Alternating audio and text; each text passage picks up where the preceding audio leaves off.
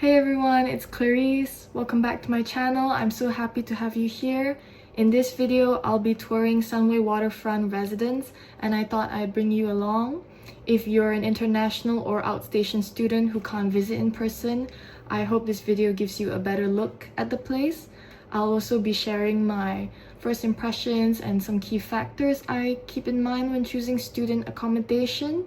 And stick around until the end to find out if I decided to stay here or not. Without further ado, let's get straight into the video. Our first stop was Sunway Waterfront Residence. We began with Block A, and the lady showing us around mentioned that Blocks C and D were already fully booked for my desired check-in date, so it's clearly a popular choice. If you're considering it, my advice is to book several months in advance or as early as you can. My first impressions were that Waterfront really goes all out with the facilities. Along with all the basic necessities, each room has its own fridge and TV, and this is something I haven't seen in many other residences out there. The common area includes a microwave, water dispenser, dining table, and some couches.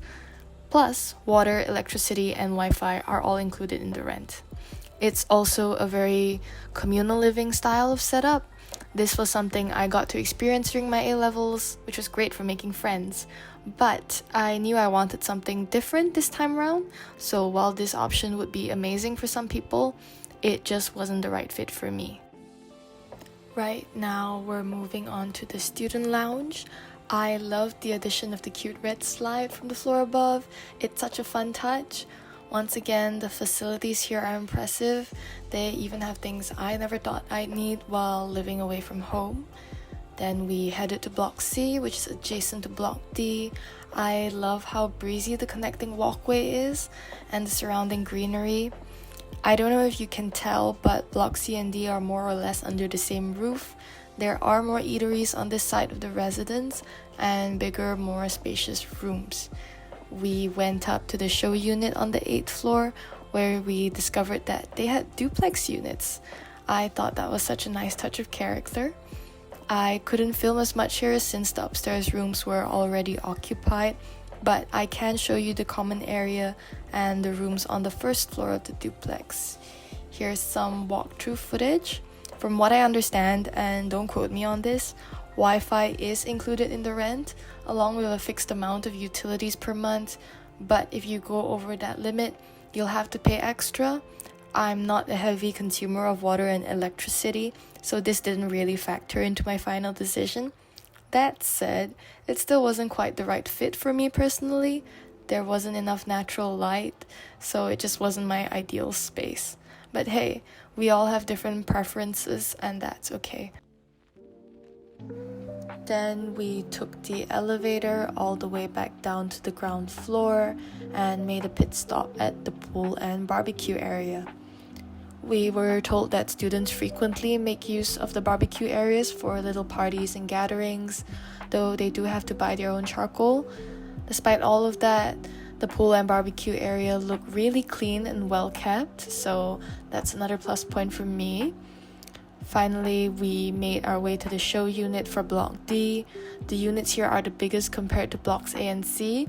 I think they even have more room types available, like the big single room with a view that I didn't see earlier. Plus, there's this nifty little bit of storage space under the bed. I don't know why, but I half expected something to crawl out when I pulled it open. Now I'm walking through the common area, and I have to say, I love the feel of this place more than the other two blocks. To me, the natural light really makes a difference. And in the living room, we have yet another gorgeous view. I'm not sure about the other units, but this one is absolutely stunning. This is an extra room for residents to dry their laundry. As for the other rooms I viewed in this unit, they seem bigger than the ones in Block C. But aside from that, the layout looks pretty similar, so I'll let the walkthrough footage do the rest of the talking.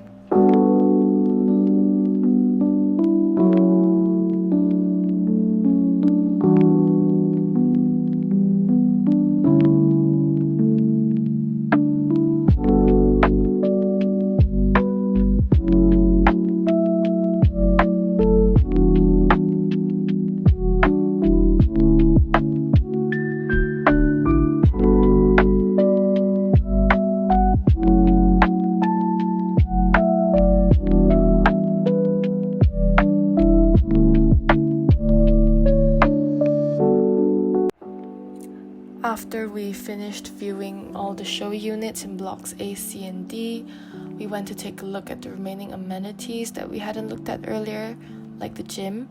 To be very honest with you, I felt so awkward filming, especially when there are people going about their day, so I tried to avoid filming anyone's faces as much as possible and blurred the ones that incidentally came into frame. A part of me wanted the vlog to help students out there who aren't able to fly in and physically view these living spaces, but the other part just wanted to be swallowed by the floor. Then we walked past a family mart in the compound that's open 24/7 and finished off by walking back to Block A to check out the cafe and swimming pool.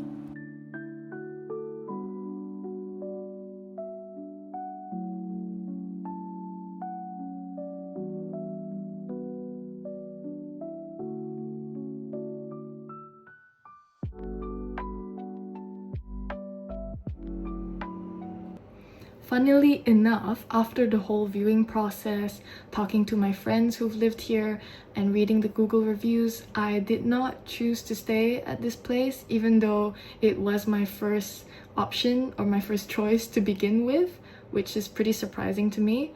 I feel like I've become more cautious with the entire process because previously I went with the first thing I saw, and it ended up being an uncomfortable experience for a whole year and a half. I sacrificed my physical health and had to deal with leaks whenever it rained. And let me tell you, being woken up in the night by water dripping onto your head and soaking through your pillow when you have an exam the next morning just isn't something you want to deal with as a student. Anyway, if you enjoyed this video, feel free to give it a thumbs up and subscribe for more content from me. Let me know in the comments what you think of this residence or if you have any other recommendations. I'd love to hear from you. Thank you so much for watching, and I'll see you in the next video. Bye guys!